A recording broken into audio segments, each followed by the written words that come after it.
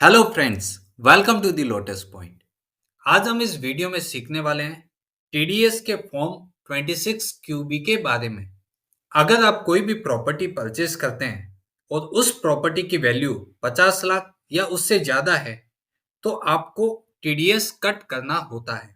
ये रेसिडेंशियल और कॉमर्शियल दोनों ही प्रॉपर्टी के ऊपर यह सेक्शन लागू होती है। इस वीडियो में हम ये समझेंगे कि टीडीएस किसे काटना होता है, टीडीएस की क्या रेट्स है और कितने दिनों के अंदर आपको टीडीएस गवर्नमेंट को पे करना होता है। ये सारी जो प्रोसेस है जो फॉर्म 26 क्यूबी के थ्रू फाइल करनी होती है। तो हम ये समझेंगे कि फॉर्म 26 क्यूबी क्या होता है और इसको विद इन टाइम पीरियड में अगर हम फाइल नहीं करेंगे तो इस पे क्या लेट फीस और पेनल्टीज हो सकती है। तो सबसे पहले हम बात करेंगे टीडीएस की रेट्स के बारे में। TDS rates on purchase of property. अगर आप कोई भी प्रॉपर्टी परचेज करते हैं तो नॉर्मल केस में आपका टीडीएस 1% डिडक्ट करना होता है। बट अगर सामने वाले सेलर के पास पैन नंबर नहीं है तो उस केस में आपको टीडीएस 20% से डिडक्ट करना होगा।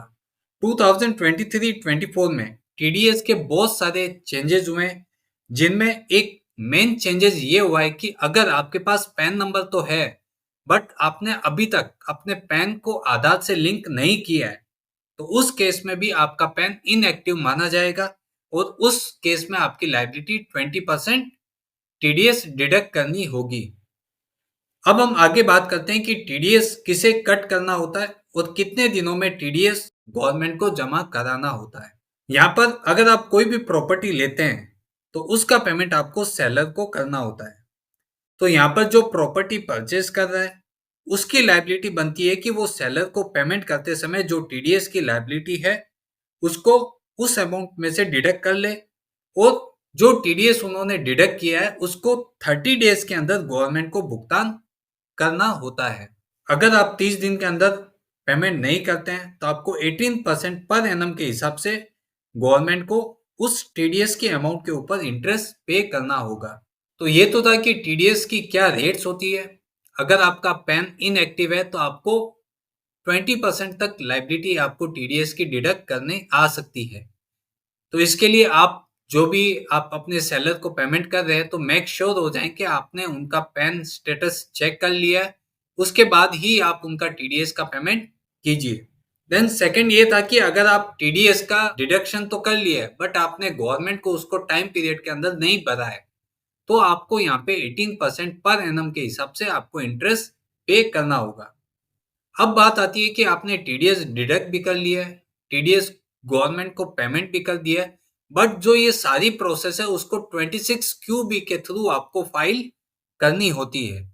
बट अगर आप 26 क्यूबी को टाइम पे फाइल नहीं करेंगे तो इस पे क्या लेट फीस हो सकती है और इस पे क्या पेनल्टीज आ सकती है उसको हम अब समझेंगे। आपने टीडीएस का पेमेंट तो कर दिया है लेकिन आपने फॉर्म 26 क्यूबी टाइम पे फाइल नहीं किया है तो आपको सेक्शन 234 ई के अनुसार 200 रुपीज पर डे की लेट फीस देनी होगी जब तक आप 26 क्यूबी फाइल नहीं कर देते। इसका मतलब है कि आपने पेमेंट कर दिया है बट आपकी जो ड्यू डेट्स है उसके अंदर अगर आपने 26 क्यूबी फाइल नहीं किया है तो आपको उस दिन से लेके जब तक आप फाइल करेंगे तब तक आपको 200 रुपए पर डे के हिसाब से लेट फीस पे करनी होगी। ये तो था कि लेट फीस। अब इसके ऊपर पेनल्टीज भी हो सकती है। अगर सेक्शन 271 एच के अकॉर्डिंग अगर आप फॉर्म 26 क्यू बी टाइमली नहीं फाइल करते हैं तो उस पर पेनल्टी जो मिनिमम 10,000 रुपीज है और मैक्सिमम 1 लाख रुपए तक हो सकती है। लेकिन यहाँ पे गवर्नमेंट ने कुछ रिलीफ दी है कि अगर आपने फॉर्म 26 क्यू बी को फाइल करने में लेट किया है बट आपने उतने पीरियड का जितना आपने लेट किया उस पर इंटरेस्ट और लेट फीस आपने पे कर दी है और आपने अगर 26 क्यूबी को 1 साल के अंदर आपने ये स्टेटमेंट सबमिट कर दिया है तो आप पेनल्टी के प्रावधानों से बच सकते हैं। तो यहाँ पे ये कंक्लूजन निकला है कि आपने जो 26 क्यूबी है उसको आपको 30 दिन के अंदर फाइल करना होता है। अगर आप फाइल नहीं करेंगे तो आपको उतने दिनों पे लेट फीस पे करनी होगी जो 200 रुपए पर डे है। एंड सेक्शन 271 एच के अकॉर्डिंग आपको जो पेनल्टी है वो मिनिमम 10,000 है और मैक्सिमम 1 लाख रुपीज है। और वो भी अगर आप 1 साल के अंदर फाइल कर देते हैं तो आपको ये भी पे नहीं करना पड़ेगा। तो आप इन सब चीजों को आप लाइटली ना लें। आपको अगर नॉलेज नहीं थी या नहीं है तो आप इस वीडियो को पूरा अंत तक जरूर देखिए। हम इसमें स्टेप बाय स्टेप आपको गाइड करेंगे कि कैसे आप इनको बच सकते हैं और कैसे आप अपनी आने वाली लायबिलिटी से बच सकते हैं। अब यहाँ पे हम बात करेंगे कि कुछ कंडीशंस ऐसी है जिस केस में आपको टीडीएस का पेमेंट नहीं करना होता है। अभी तक तो हमने जो बात की कि टीडीएस क्या रेट्स होती है, किसको डिडक्ट करना होता है, उसकी क्या लेट फीस है, पेनल्टीज है, उसके बारे में। बट यहाँ पे गवर्नमेंट ने कुछ ऐसी कंडीशन डिफाइन की है जिस केस में आपको टीडीएस कट नहीं करना है। आप उन सब केसेस में ये सब चीजों से बच सकते हैं। तो वो केसेस क्या है उनको हम पॉइंट टू पॉइंट डिस्कस करेंगे। पहला पॉइंट ये है कि अगर आपकी प्रॉपर्टी का वैल्यू और स्टैंप ड्यूटी की वैल्यू 50 लाख रुपए से कम है, अगर 50 लाख से कम आपकी प्रॉपर्टी की वैल्यू है तो ये सेक्शन आपके लिए एप्लीकेबल होगी ही नहीं। तो आप इस केस से टीडीएस भरने से बच सकते हैं। दूसरा केस है कि अगर आप एनआरआई है और आपने प्रॉपर्टी किसी एनआरआई से ली या फिर आपको गिफ्ट के रूप में मिली हो तो भी उस केस में भी टीडीएस डिडक्ट नहीं होगा। तीसरा पॉइंट यह है कि अगर आपने रेसिडेंशियल प्रॉपर्टी किसी सेंट्रल या स्टेट गवर्नमेंट या फिर ऐसी ही कोई अथॉरिटी से खरीदी है तो उस केस में भी यह सेक्शन आप पे एप्लीकेबल नहीं होगी। चाहे आपने स्टेट गवर्नमेंट, चाहे आपने सेंट्रल गवर्नमेंट या कोई ऐसी ही कोई बॉडी कॉर्पोरेट या जो गवर्नमेंट के अधीन आती हो, अगर आप उनसे भी कोई प्रॉपर्टी खरीदते हैं तो उस केस में भी आपको टीडीएस डिडक्ट नहीं करना होता है। उसके बाद 4 नंबर पॉइंट आता है कि अगर आपने कोई रेसिडेंशियल प्रॉपर्टी इंडिया में ही खरीदी है जिसकी वैल्यू 50 लाख रुपए से तो कम है, लेकिन स्टैंप चार्जेस भी 50,000 रुपीज से कम होना चाहिए, तो आपको टीडीएस डिडक्ट करने की जरूरत नहीं है। उसके बाद 5वां नंबर पॉइंट, आज जो सबसे इंपॉर्टेंट पॉइंट है कि अगर आपने एग्रीकल्चरल लैंड खरीदी है तो उस केस में भी आपको टीडीएस एप्लीकेबल नहीं होगा। तो ये सब कंडीशन थी। अगर आप इनमें से कोई भी कंडीशन को फुलफिल करते हैं तो आप पे ये सेक्शन एप्लीकेबल नहीं होगी, तो आप इनके प्रावधानों से बच सकते हैं। अब हम बात करेंगे कि इसका लाइव प्रोसेस जो हम पूरा डिटेल में आपको समझाएंगे कि आपको कहाँ जाके इस फॉर्म को सबमिट करना है, कैसे आपको टीडीएस का पेमेंट करना है और कैसे सामने वाले सेलर को ये अमाउंट रिफ्लेक्ट हो जाएगी। तो उसके लिए हम बात करते हैं कि सबसे पहले जो 2023 से पहले अगर आप यही प्रोसेस करते थे जिसमें टीडीएस और फॉर्म 26 क्यूबी भरना होता था तो आपको टिन एनएसडीएल की वेबसाइट पे जाके आपको डायरेक्टली पेमेंट पे क्लिक करना होता था। वहां से आपको फॉर्म 26 क्यूबी सेलेक्ट करके फाइल करना होता था। लेकिन अब से ये प्रोसेस चेंज हो गया है। अब आपको डायरेक्टली इनकम टैक्स वेबसाइट के थ्रू ही आपको लॉगिन करना है और ये प्रोसेस को कंप्लीट करना है। तो चलिए अब हम डायरेक्टली इस फॉर्म 26 क्यूबी को प्रैक्टिकली कैसे फाइल करते हैं आपको समझाते हैं। तो उसके लिए आपको डायरेक्टली गूगल पे ई फाइलिंग लिख देना है। जैसे ही आप लिखेंगे यहाँ पे पहली पहली वेबसाइट आ जाएगी incometax.gov.in। यहाँ पे आपको लॉगिन करके फिर आपको सारा प्रोसेस कंप्लीट करना होगा। तो उसके लिए आपको सबसे पहले कुछ बेसिक डिटेल आपके पास होनी चाहिए, जैसे आपका और सेलर का pan number and Aadhaar number, दोनों डिटेल्स आपके पास होनी चाहिए। उसके बाद जो बायर है एंड सेलर है दोनों का स्टेटस क्या है, वो रेसिडेंट है, एनआरआई है, तो वो भी डिटेल्स आपके सामने होनी चाहिए। उसके बाद आता है कि एड्रेस प्रूफ, दोनों का, बायर का भी और सेलर का भी, वो डिटेल्स भी आपके साथ होनी चाहिए। उसके बाद यहाँ पे आपको जो प्रॉपर्टी आप खरीद रहे हैं उसका कंप्लीट एड्रेस आपके साथ होना चाहिए, वो डिटेल्स भी आपको यहाँ पे फिल करनी होती है। उसके बाद डिटेल्स ऑफ अमाउंट पेड, आप कितनी अमाउंट पेड कर रहे हैं, चाहे वो लमसम हो चाहे वो आप इंस्टॉलमेंट में पे कर रहे हो, तो उसकी डिटेल्स भी आपके सामने होनी चाहिए।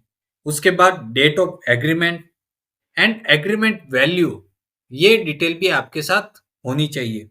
उसके बाद सबसे मेन इंपॉर्टेंट है कि यहाँ पे आप जो कॉन्टेक्ट डिटेल्स और ईमेल आईडी को आप फर्दर यूज करते हैं तो वो आपकी कॉरेस्पॉन्डिंग के लिए आगे काम आने वाली है। तो आप अपना जो कॉन्टेक्ट डिटेल्स है और ईमेल आईडी है उसको अच्छे से यहाँ पे डालें, जिनमें आप कभी भी कुछ क्वेरी हो तो उस पे आप रिवर्ट एक्सेस कर सकते हैं। और लास्ट में आपको कॉन्टैक्ट डिटेल्स और ईमेल आईडी जो सेलर का आपके साथ होना चाहिए, वो डिटेल्स भी आपको यहाँ पे फॉर्म फिल करते समय ज़रूरत पड़ेगी। तो सबसे पहले हम लॉगिन कर लेते हैं। यहाँ पे आपको ध्यान रखना है कि आप अगर 26QB के थ्रू टीडीएस का पेमेंट कर रहे हैं और इसको फाइल कर रहे हैं, तो आपका सबसे पहले यहाँ पे ई फाइलिंग पे आपका अकाउंट होना चाहिए। तो आपको यहाँ पे डायरेक्टली सिंपली उसको लॉगिन कर लेना है। आपका जो लॉगिन है वो आपका पैन नंबर होगा और आपका जो पासवर्ड है उसको डाल के आपको अपने अकाउंट को लॉगिन कर लेना है। अगर आपने अभी तक अपने अकाउंट को लॉगिन नहीं किया है या आपने अपना अकाउंट क्रिएट ही नहीं किया है, तो आप यहाँ पे रजिस्टर पे क्लिक करके आप अपने अकाउंट को नया क्रिएट कर सकते हैं। यहाँ पे कुछ बेसिक इंफॉर्मेशन है कि आप टैक्स पेयर हैं। आप अपना पैन नंबर डाल के यहाँ पे वैलिडेट कर सकते हैं। वो जो बेसिक्स आपकी कॉन्टैक्ट डिटेल्स, रेसिडेंशियल एड्रेस, वो सब आप फिल करके अपने अकाउंट को यहाँ पे इमीडिएट क्रिएट कर सकते हैं। तो हम चलते हैं कि सबसे पहले आपका सपोज अकाउंट बना हुआ है, तो आपको यहाँ पे लॉगिन कर लेना है। यहाँ पे आपको आईडी एंड पासवर्ड आपको पुट कर देना है। जैसे ही आप लॉगिन करते हैं, यहाँ पे डैशबोर्ड पे आपके सामने स्क्रीन कुछ ऐसे ओपन हो जाएगी। यहाँ पे आपको ई फाइल पे टिक करना है। यहाँ पे ई पे टैक्स, इस पे आपको टिक कर देना है। यहाँ पे जैसे ही आप टिक करेंगे, यहाँ पे आपके सामने एक विंडो ओपन हो जाएगी जिसपे लिखा रहेगा न्यू पेमेंट। अगर आपने पहले से कोई ड्राफ्ट सेव रखा है, तो वो ड्राफ्ट आपको यहाँ पे शो हो जाएगा। आप उसको भी फिल करके कंटिन्यू कर सकते हैं। अदरवाइज आप नया पेमेंट कर रहे हैं तो आपको न्यू पेमेंट के ऊपर टिक कर देना है। यहाँ पे आपको दिखेगा form 26QB TDS on sale of property. इसको आपको प्रोसीड पे टिक कर देना है। जैसे ही आप टिक करेंगे, आपके सामने ये पेज ओपन हो जाएगा। यहाँ पे आपको residential status of seller, seller आपका रेसिडेंट है, नॉन रेसिडेंट है, वो डिटेल आपको यहाँ पे सेलेक्ट करनी है। तो हमारे केस में रेसिडेंट है, हमने इसको सेलेक्ट कर लिया है। आप अपने अकाउंट से जो पेमेंट कर रहे हैं टीडीएस का, तो यहाँ पे आपकी जो बेसिक इंफॉर्मेशन है वो यहाँ पे आपको शो हो जाएगी। अगर आपको लगता है कि यहाँ पे आपकी बेसिक डिटेल्स है वो नहीं आ रही है, तो आप इस फॉर्म को आगे प्रोसेस नहीं कर सकते हैं। तो अगर आपकी यहाँ पे कुछ भी चीजें मिसिंग है, अपने अकाउंट में प्रोफाइल पे टिक करके आप उसको एडिट कर सकते हैं। तो फिर आप जैसे ही अपने प्रोफाइल को अपडेट करेंगे, यहाँ पे ऑटोमेटिकली आपकी सारी इंफॉर्मेशन आ जाएगी। यहाँ पे PAN number of the buyer, यहाँ पे Aadhaar number of the buyer, उसके बाद नेम आ गया कि बायर कौन है, उसका नाम, उसका स्टेटस, वो इंडिविजुअल है, पार्टनरशिप फर्म है, प्राइवेट लिमिटेड है, वो आपको यहाँ पे कैटेगरी सेलेक्ट कर लेनी है। उसके बाद बायर की यहाँ पे बेसिक डिटेल्स, जिसमें उसका एड्रेस, पिन कोड, सिटी, वो सब आपको यहाँ पे मेंशन करना होगा। उसके बाद आपको यहाँ पे अपना कॉन्टेक्ट डिटेल और ईमेल आईडी जो आपको वेरीफाई करने के लिए काम आएगी, उसको आपको यहाँ पे मेंशन कर देना है। उसके बाद यहाँ पे एक ऑप्शन आता है कि whether more than one buyer. अगर आप खरीदने वाले एक या एक से अधिक जन है, तो यहाँ पे आपको मोर देन वन बायर में ऑप्शन को यस कर देना है। अगर आप सिंगल पर्सन है जो आप अपनी ही नाम पे प्रॉपर्टी ले रहे हैं, तो आप इस ऑप्शन को नो कर सकते हैं। तो आपको ये ध्यान रखना है कि अगर आप एक से अधिक बायर हैं, तो आपको यहाँ पे पर्टिकुलर जितने भी पर्सन हैं उन सब का आपको 26QB इसी प्रोसेस के हिसाब से आपको फाइल करना होगा।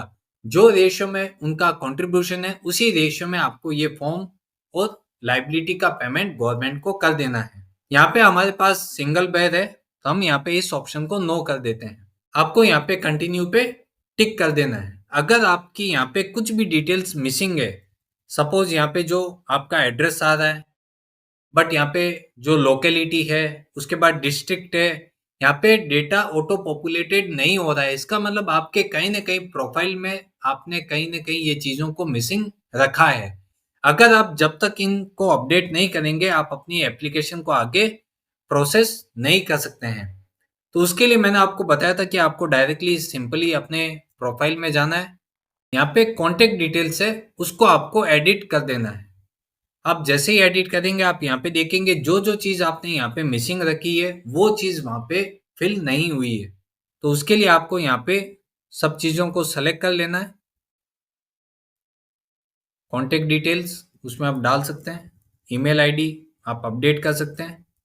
आपके पास अगर सेकेंडरी ईमेल आईडी या सेकेंडरी मोबाइल नंबर है, तो उनको भी आप यहाँ पे अपडेट कर सकते हैं। उसके बाद आपका जो प्रॉपर एड्रेस है उसको आपको यहाँ पे फिल करना होगा।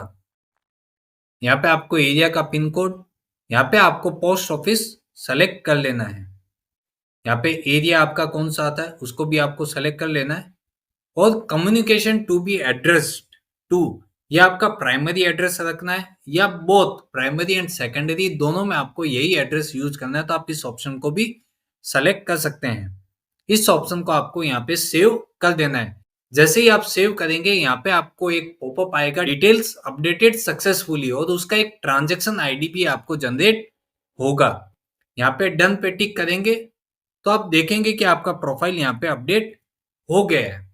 अब आपको वापस से वही प्रोसेस करना है, आपको डायरेक्टली ई फाइल पे टिक करना है।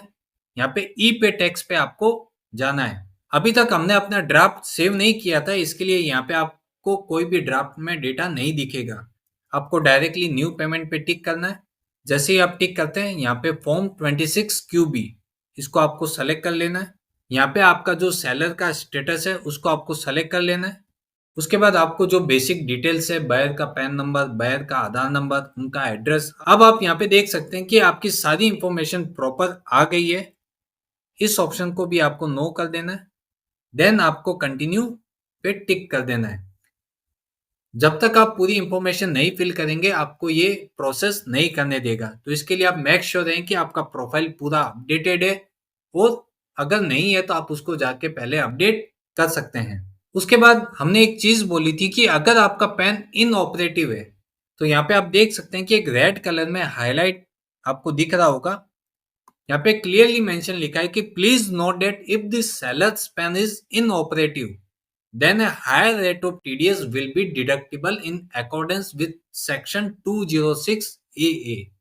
ठीक है, हमने जैसा बताया था कि अगर आपके जो सेलर है उनके पास अगर पैन नंबर ही नहीं है, या फिर जो पैन नंबर है वो इनऑपरेटिव हो चुका है, तो उस केस में भी आपको हायर रेट से TDS जो 20% है वो आपको डिडक्ट करना होगा। अब यहाँ पे आगे बढ़ते हैं। यहाँ पे जो बेसिक इंफॉर्मेशन है, जो सेलर की आपको डिटेल्स यहाँ पे फिल करनी होगी। सेलर का स्टेटस हमने उसी समय फिल कर दिया था। उसके बाद pan number of the seller यहाँ पे आपको फिल कर देना है। वापस से आपको उसको कंफर्म कर देना है। जैसे ही आप इस पैन नंबर में अपनी डिटेल्स फिल करते हैं तो आपका जो बेसिक इंफॉर्मेशन है जो आपके प्रोफाइल से उठा के यहाँ पे फिल हो जाएगा। सपोज आपने अपना सेलर है, उन्होंने भी अपना प्रोफाइल अपडेट करके रखा है, तो वो सारी इंफॉर्मेशन उनकी भी यहाँ पे शो हो जाएगी। अगर उन्होंने वहां पे कुछ प्रोफाइल में अपडेट नहीं रखा है तो बेसिक डिटेल्स आपको यहाँ पे मैनुअली फिल करनी होगी। जैसे ही हमने यहाँ पे पैन नंबर डाला, सेलर का आधार नंबर ऑटोमेटिक आ गया, सेलर का नाम आ गया ऑटोमेटिक। उसके बाद उनकी जो बेसिक डिटेल्स है वो आपको यहाँ पे फिल कर देनी है। यहाँ पे आपको एरिया का पिन कोड जैसे ही आप डालेंगे, आपको यहाँ पे ड्रॉप डाउन में से आपको पोस्ट ऑफिस और एरिया लोकेलिटी को सेलेक्ट कर लेना है। उसके बाद आपको यहाँ पे सेलर का जो कॉन्टेक्ट डिटेल्स है और उनकी प्राइमरी ईमेल आईडी वो भी आपको यहाँ पे मेंशन करनी होगी। उसके बाद जैसे हमने देखा था कि बायर भी आपके एक या एक से अधिक हो सकते हैं, वैसे ही उस केस में सेलर भी आपके एक या एक से अधिक हो सकते हैं। सपोज कोई प्रॉपर्टी है जो हस्बैंड और वाइफ दोनों के नाम पे है, उस केस में भी आप इस ऑप्शन को यस कर सकते हैं। बट अगर सेलर भी एक ही पर्सन है तो आप इस ऑप्शन को नो कर देते हैं। उसके बाद आपको यहाँ पे कंटिन्यू पे टिक कर देना है। अगर आप चाहते हैं कि आपने जो बेसिक इंफॉर्मेशन फिल कर दी है वो कोई रीजन से मेरी सेव रहे, तो यहाँ पे आप नीचे नीचे सेव एज ड्राफ्ट पे टिक कर सकते हैं। इन केस क्या होगा कि आपका समझो साइट लॉग आउट हो गया या गलती से कुछ मिस्टेक्स हो गई है, तो आप वापस से ड्राफ्ट पे जाके आपको आगे की ही प्रोसीडिंग करनी होगी। आपको वापस से वो सब डेटा फिल करने की जरूरत नहीं पड़ेगी। तो हमने यहाँ पे सेव एज ड्राफ्ट कर दिया है। अब यहाँ पे जो इंफॉर्मेशन आती है वो प्रॉपर्टी के रिलेटेड आती है। यहाँ पे टाइप ऑफ प्रॉपर्टी कि आप लैंड खरीद रहे हैं या बिल्डिंग, शॉप्स या फ्लैट्स आप खरीद रहे हैं।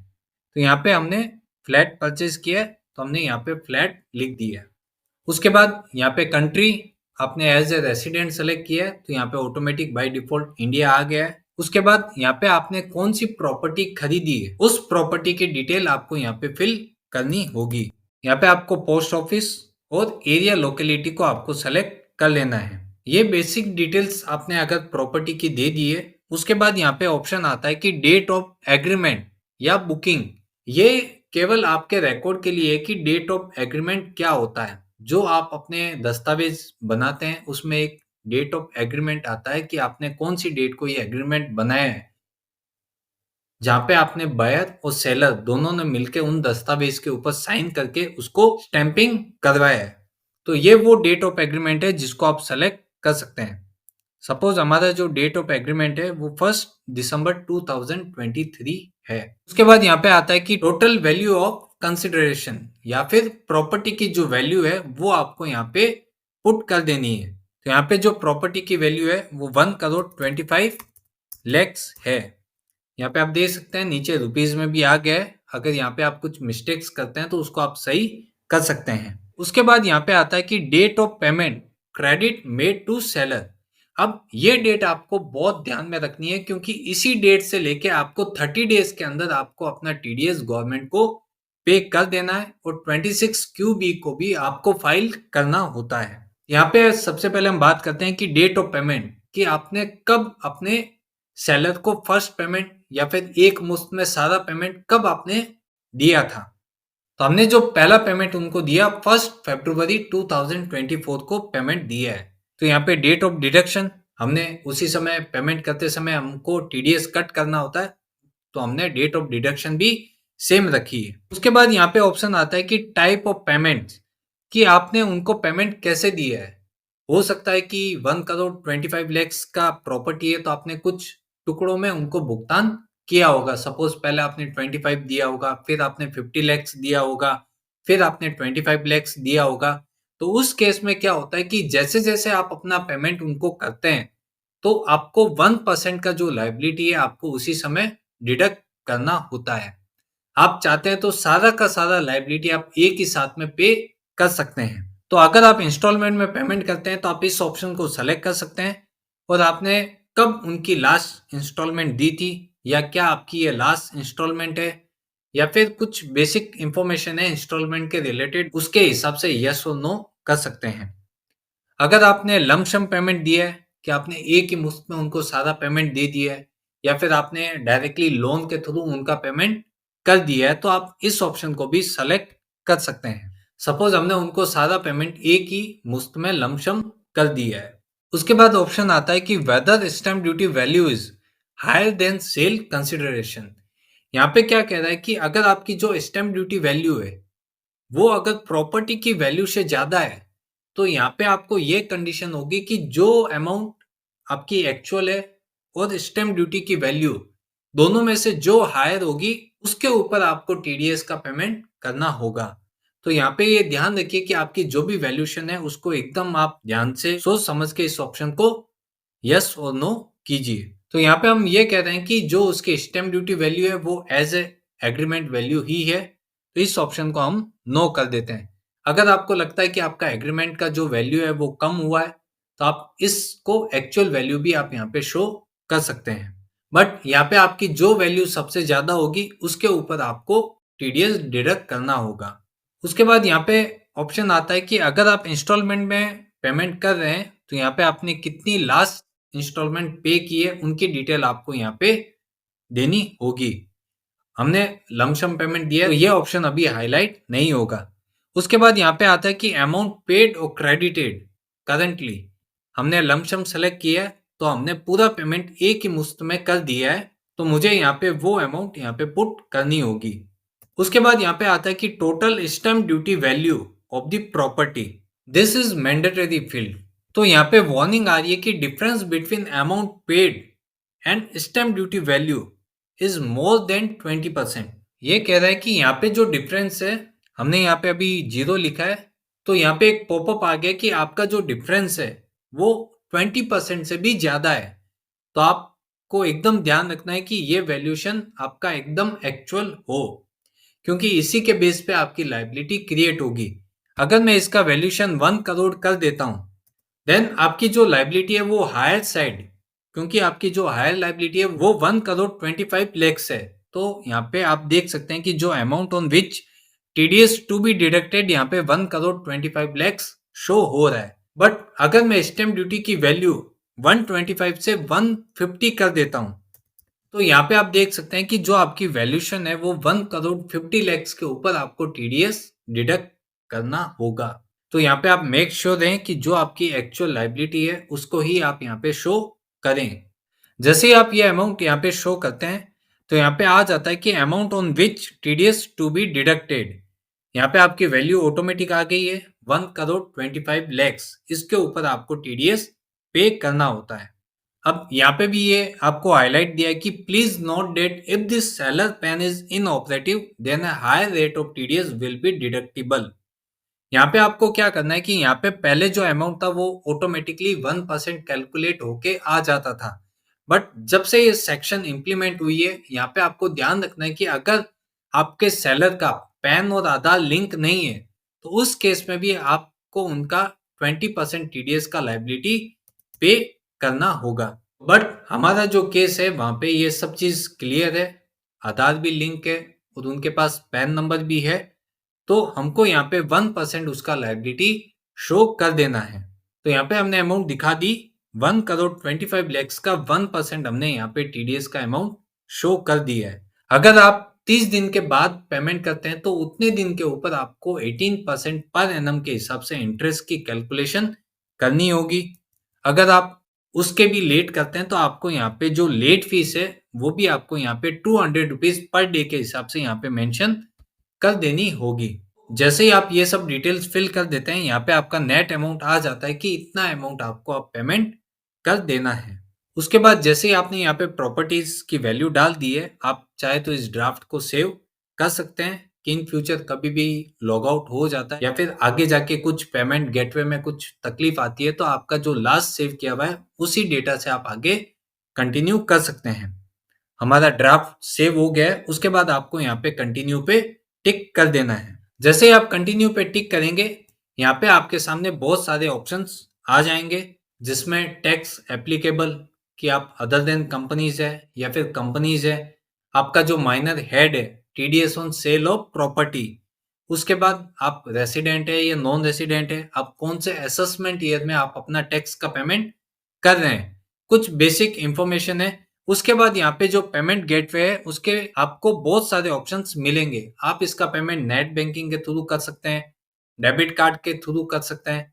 आप चाहते हैं आपके पास कुछ भी ये सब ऑप्शन नहीं है तो आप डायरेक्टली बैंक में जाके आप काउंटर पे भी इसका पेमेंट कर सकते हैं। उसके लिए आप यहाँ पे चेक और डिमांड ड्राफ्ट दोनों ऑप्शन को यूज कर सकते हैं।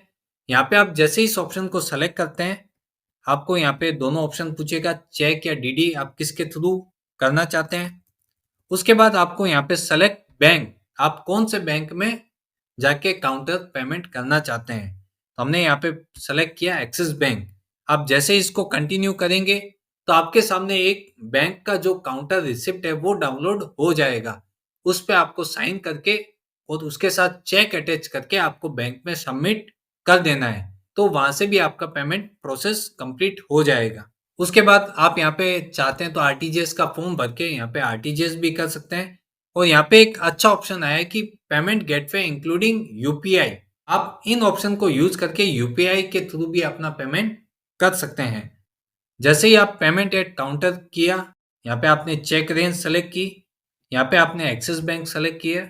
अगर आपके पास नेट बैंकिंग या डेबिट कार्ड है तो आप इस ऑप्शन को यहीं पे आप पेमेंट करके डायरेक्टली अपने फॉर्म को सबमिट कर सकते हैं। बट अदरवाइज आपके पास ये सब ऑप्शन नहीं है तो आप इसको कंटिन्यू कर सकते हैं। जैसे ही आप इसको कंटिन्यू करेंगे, यहाँ पे कुछ डिटेल्स है जिसको आपको कंफर्मेशन के लिए पूछेगा कि आपने जो डिटेल्स यहाँ पे फिल की है वो आप एक बार वेरीफाई कर सकते हैं।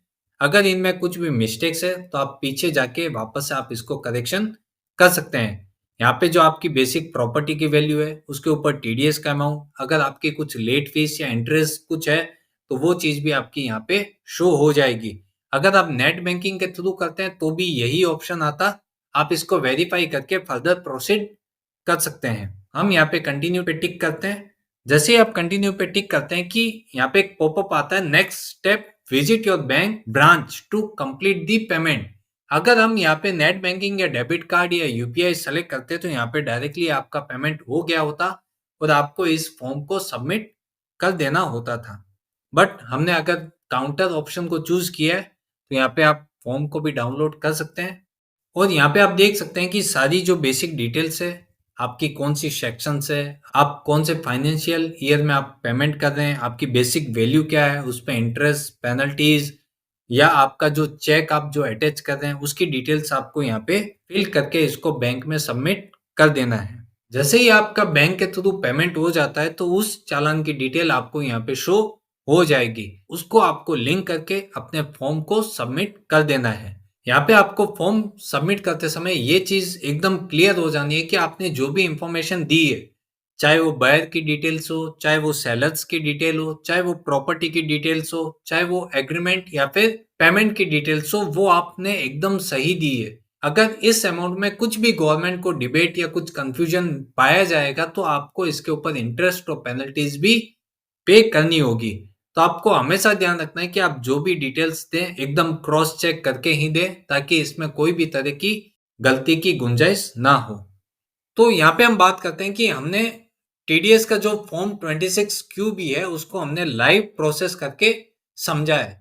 इसमें हमने बेसिक डिटेल्स के बारे में भी चर्चा की है कि टीडीएस की क्या रेट्स है, टीडीएस किसको डिडक्ट करना है और कितने दिन में गवर्नमेंट को पे करना होता है।